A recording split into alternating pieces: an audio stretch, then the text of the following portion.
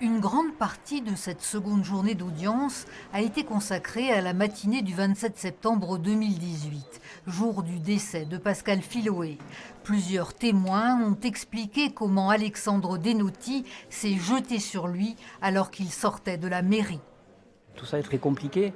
La façon dont il agresse sa victime, il s'y jette par derrière, il assène des coups de couteau dans le dos et quand il est au sol, il continue à retourner le corps et à poignarder de façon presque mécanique, mais calme, déterminée.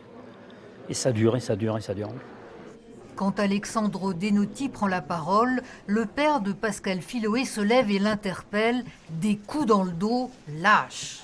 J'ai perdu mon calme quand cet homme a parlé avec désinvolture de son geste, où il aurait bien voulu qu'il soit simplement paralysé, comme s'il parlait d'une banalité. Et j'ai pas pu supporter, surtout quand je sais qu'il l'a agressé dans le dos. Mon fils avait aucune chance de se défendre, rien, pas l'ombre d'une chance. Et ça m'a été insupportable. Assis dans son box, le regard fixe, l'accusé est resté impassible devant ces poignantes auditions. Quelques heures auparavant, il a parlé de son chien, pour lequel il n'a pas de permis de détention. Ce chien, c'est comme son enfant.